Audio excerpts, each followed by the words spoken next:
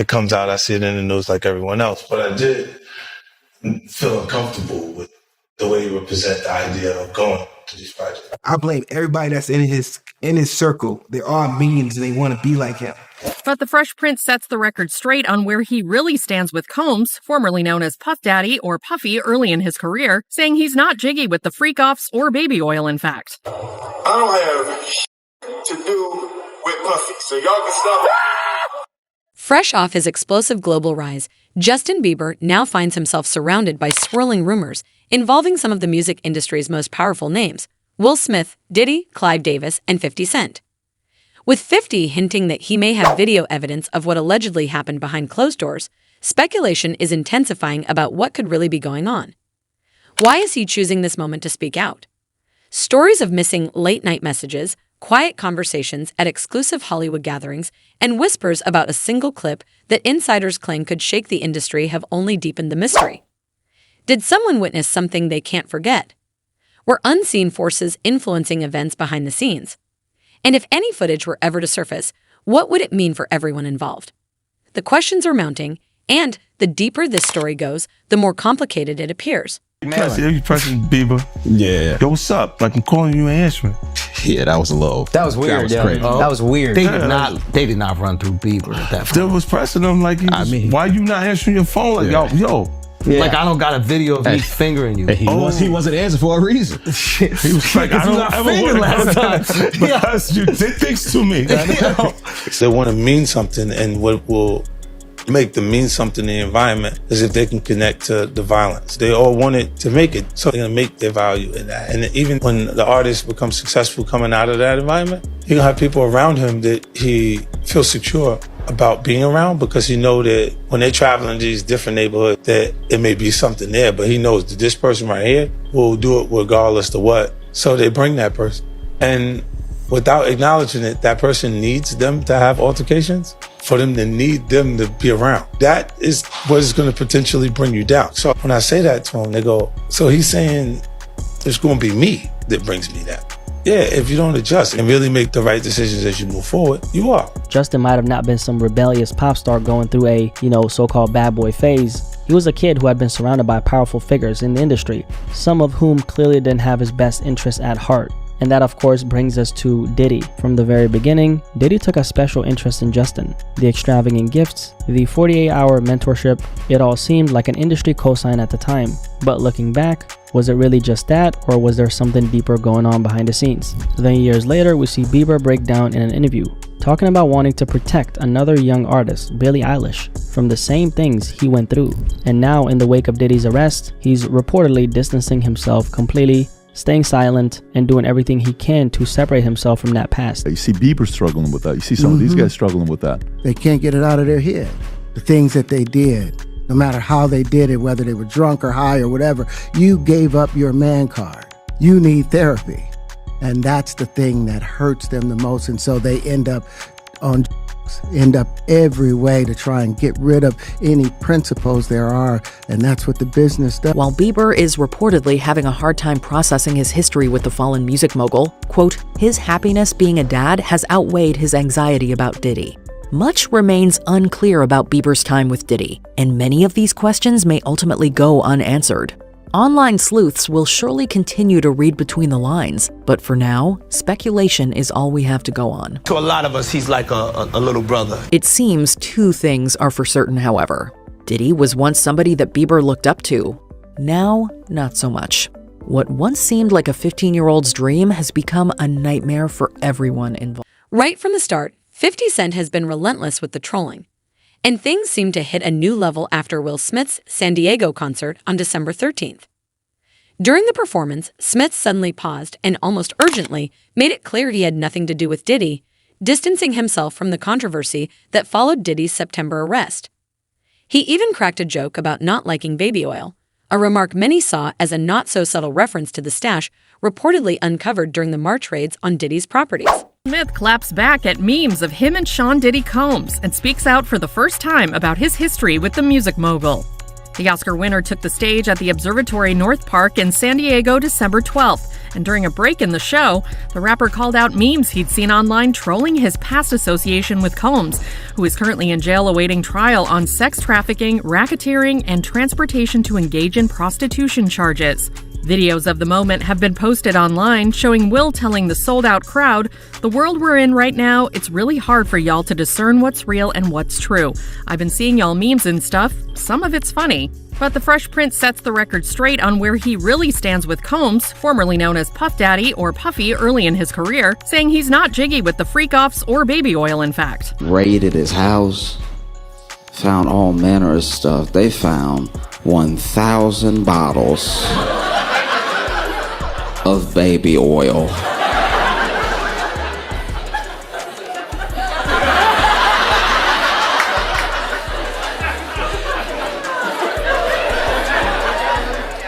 Let's be clear here. Diddy is a monster. Diddy is the devil, right? The 1,000 bottles alone was enough for me to lock him up forever. Are you drinking it? 1,000 bottles. And how did 50 Cent respond? Exactly how you'd expect. He grabbed the clip, amplified it, laughed right along with the memes, most of which he didn't even have to create himself, and spun the entire moment into promotion for his new Roku channel, 50 Cent Action. But why is the pressure suddenly turned up? The answer goes back nearly 2 decades. For almost 20 years, 50 and Diddy have traded shots, diss tracks, social media jabs, slick interviews, and public digs. Now with Diddy facing a growing stack of lawsuits, 50 isn't just poking fun anymore. He's pushing harder than ever and leaning fully into the moment. The world we're in right now is really hard for y'all to discern what's real and what's true. Yeah, well, it's hard to tell. And I've been seeing y'all memes and stuff. People be making memes. That wasn't me, man. I see the memes. I put that up there, but that wasn't me. No, some of that stuff is funny. Some of it's funny. You like that? That's funny, right? But I haven't addressed any of this publicly, but I just want to say this very clearly.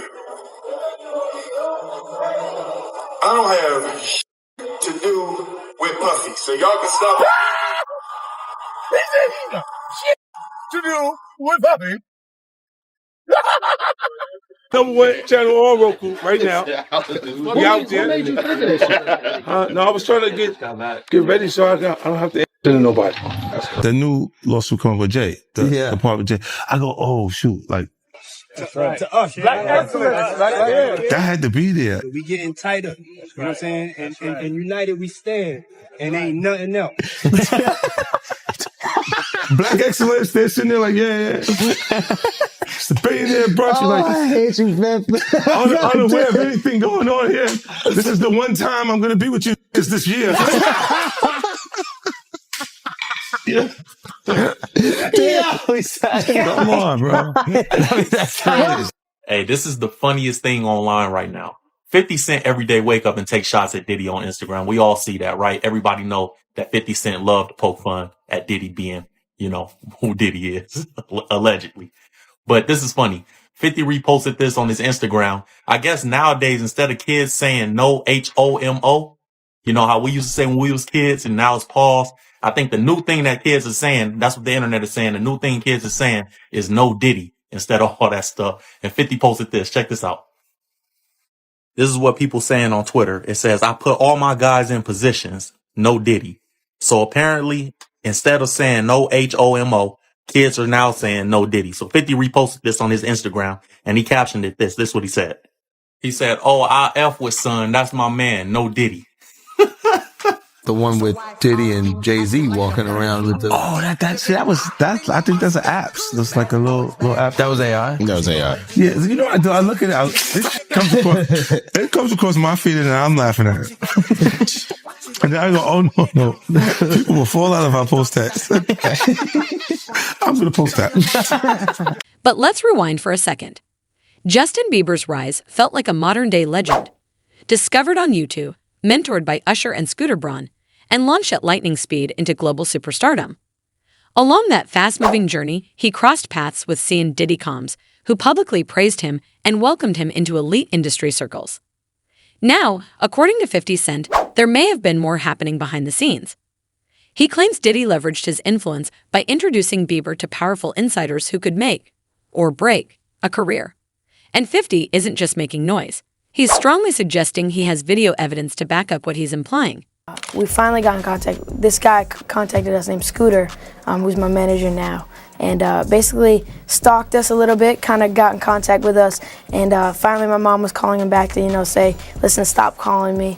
And he was like, I really see a lot in your son. Like, I can help you guys. And my mom was really skeptical at first, but they ended up talking for a couple hours, and he knew some lawyers that we could talk to and stuff. So we ended up flying to Atlanta free of charge, just for him to, check us out and get to know us. And this is Scooter. Yes, yeah. This is Scooter, and we ended up signing a deal with Usher a couple months later. Well, everything for my good friend and brother from another mother, Scooter, Samuel Ron, and just really the philanthropic work that we do as entertainers gives credence, and it actually is evidence that we do give back. A lot of what we do is about fulfilling dreams. Well, that reality goes far and beyond just music. There's tons of people who need access to proper education, and I think that being an advocate for change and proper education,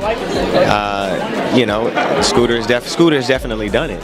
And if not only being able to facilitate opportunities along with his brother and introduce Justin Bieber into the really important, valuable. A victim comes out against Usher, it'll show how egregious this shit is, because if he can be a predator, then anybody can be a predator. Can't smile in your face the whole time. You feel what I'm saying? Like, people look at Usher, they don't see that. They're not seeing the victim. They're not seeing that boy that got rushed to the hospital. They're not seeing what the intentions was in his heart when he took Justin Bieber there. Oh. Let's be honest. He took Justin Bieber there. Diddy had been trying to get to Bieber for a minute, and his management was backing him off. But it wasn't until Usher took over management and had guardianship and gave temporary guardianship to the diddler for 48 hours. Think about that. I was gonna just Justin ask Bieber about wants Justin to talk. Bieber. He signed that where a lot of millions he would have to pay if he goes ahead and talks. Now there was shout out to Justin. Justin, holler at me. I'll get you all the information. We ain't gotta tell the press. Just get at me, Justin. I want to cry for you and with you, Justin. You did not deserve it. And Usher, you about to get your ass kicked because you took him over there and you knew what Diddy was gonna do to him. But I mentioned that earlier. That he said about Stevie J. The Usher part, that's a touchy situation, man. You know what I'm saying? Because I had a certain feeling, and I felt a certain way when Usher got on Shay Shay, and I don't mean to mention other people's platforms, but he got on Shay Shay and he mentioned how great and how good Puff taught him and everything. You know what I'm saying? About the business, right? I know, and people know, that was around that in that time that Puff and Usher did have a situation. Yeah, it sounds wild, almost too wild to believe. But it taps into a deeper fear that's always lingered in the entertainment world. That young, ambitious talent can sometimes be treated like chess pieces by powerful figures with money, influence, and little accountability. That's the nerve this story hits 50 Cent, who's never been shy about controversy, has been quick to separate himself from the situation. He's publicly said he's living celibate this year, insists he never took part in Diddy's notorious parties, and describes his own lifestyle as simple, even basic, compared to the chaos he claims has surrounded others in those elite circles. About P. Diddy, Puff Daddy, P. Diddy. Yeah. Did he do it, right? I know he did it. You've been heavy on social media talking about it. He did it. And I'm the only one who's been vocal about this long before it actually. Oh, you've been saying this for a long time now. And then no one was, they're just, why is he saying this? And now it's coming out like crazy. But I also didn't participate. I also didn't go to those parties. Yeah. So a lot of the celebrity culture that you don't hear saying anything is because they participated to a degree. Was there a reason you never went to those parties back in the day? Obviously, I know what was going on there, but is there a reason you never did? I'm just not with all that freaky shit. Like all of the stuff that he's doing, I'm not into that type of stuff. I'm just a little more, maybe you could say basic or normal. Netflix docuseries that you've been working on, Diddy Do It. Right. You've been saying for years that you feel you knew Diddy's character. Right. Yet you said you weren't a part of that lifestyle, you weren't going to the parties. So what makes you so absolutely sure that these kinds of allegations that we've seen against him are true? Well, I'm surprised by the allegations, as surprised as everyone else is. Like, I didn't make the allegations, I didn't tell people to say these things. It comes out, I see it in the news like everyone else, but I did feel uncomfortable with the way you would present the idea of going to these projects. To come party with me. Yeah. And then that swayed me away from it, just that alone. So you didn't realize as much stuff was coming. Like, when I seen today, it was allegations of 3 men that said he drugged them, and it's a long time, to be honest with you. Like, when people don't remember being violated for 20 years. You're not worried that it comes back your way? Like people dig up your past and try to pull stuff up? I don't got this in my past. I took a pill, but it was for me to perform better. For her to remember, buddy. I didn't give her a drink so she forget what the happened. What the is going on here, bro? Yes, I took two drinks. I gave me the drug to perform. So she could remember and possibly love me for that. Did it work? What the this is, yo, bro, look, I'm doing pretty good. We have breaking news to bring you at this time. Sean Diddy Combs facing 2 additional criminal charges in the sprawling sex trafficking case against him. The new accusations are part of a superseding indictment filed today. Federal prosecutors charge Combs with a new count of sex trafficking and an additional count of transportation to engage in prostitution. That brings the total number of federal charges against Combs to 5.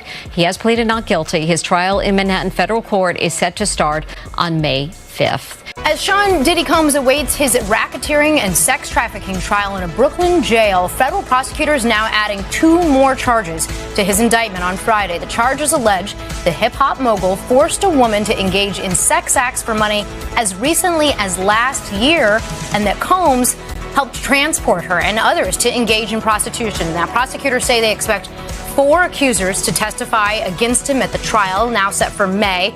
Combs has pled not guilty and denies all charges. 50 Cent just recently did an interview.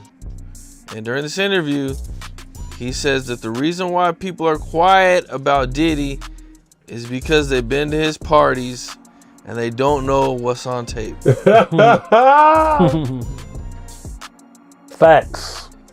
Feds say they got a video of a male sex worker being sexually assaulted by him, and they trying to identify him from the footage.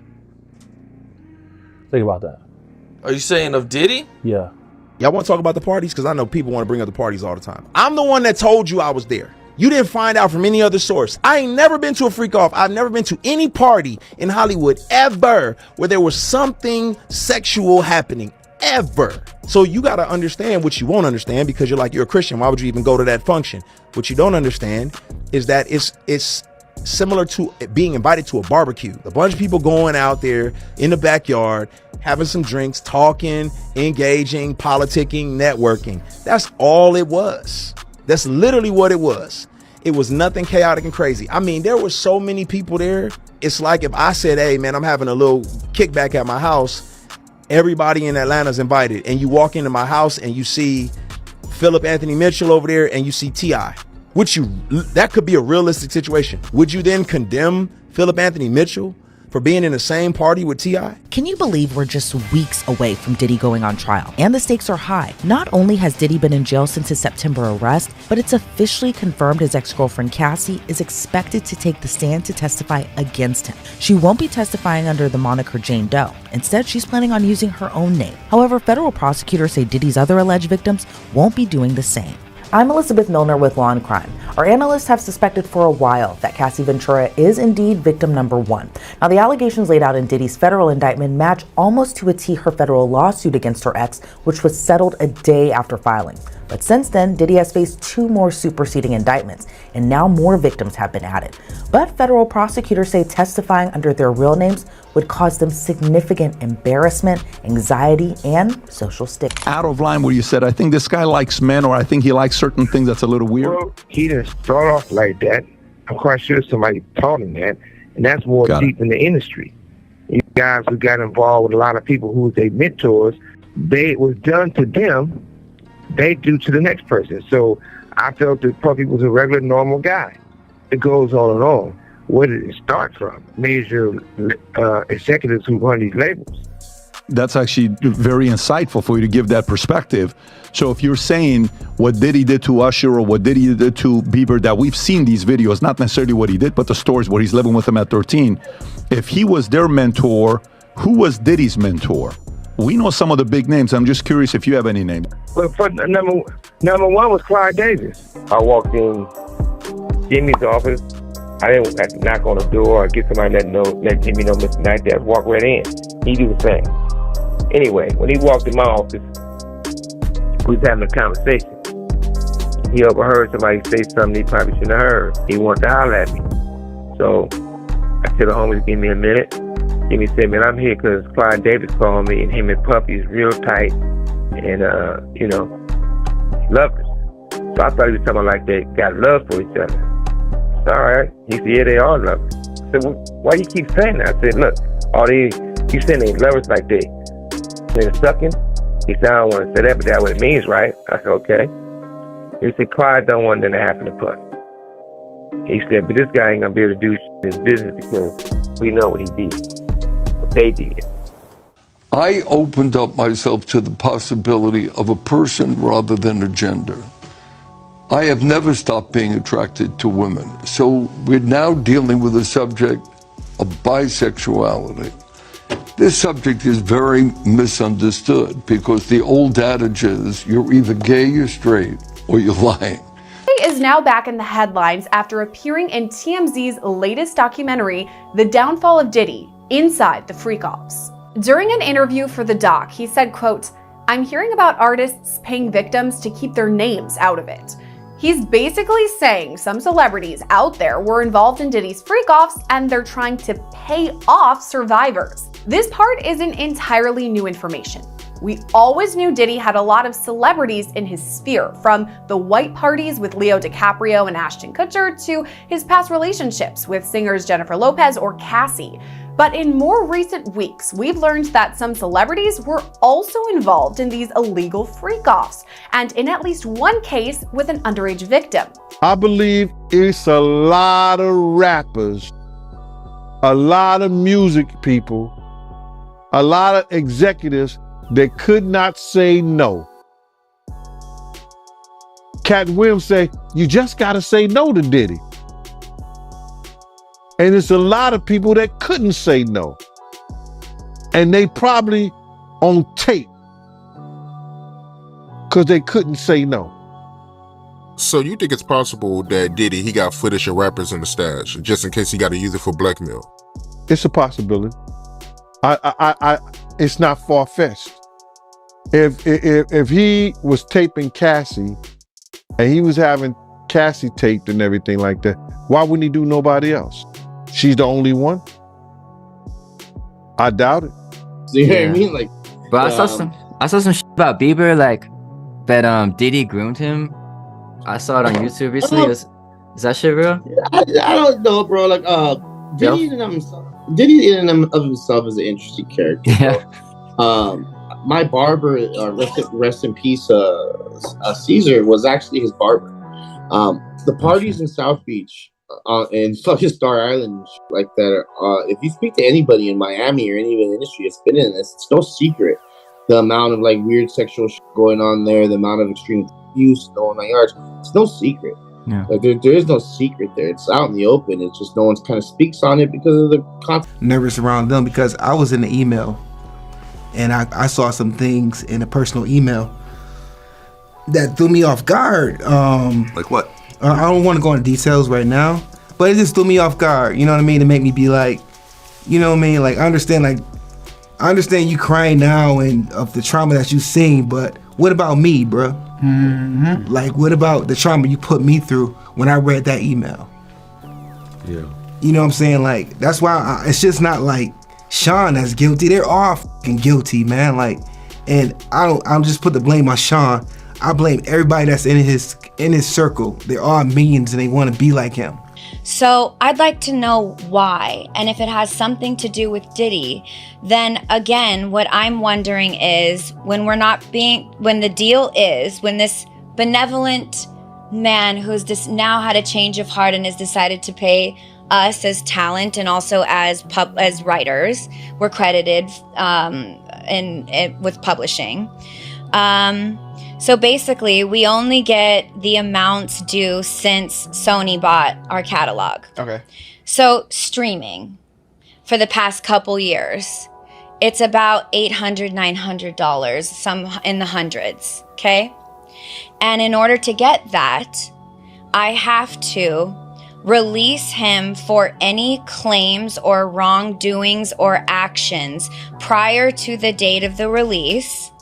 So the real question becomes, why now, and does this have anything to do with Diddy? What raises eyebrows even more is the timing of a sudden change of heart.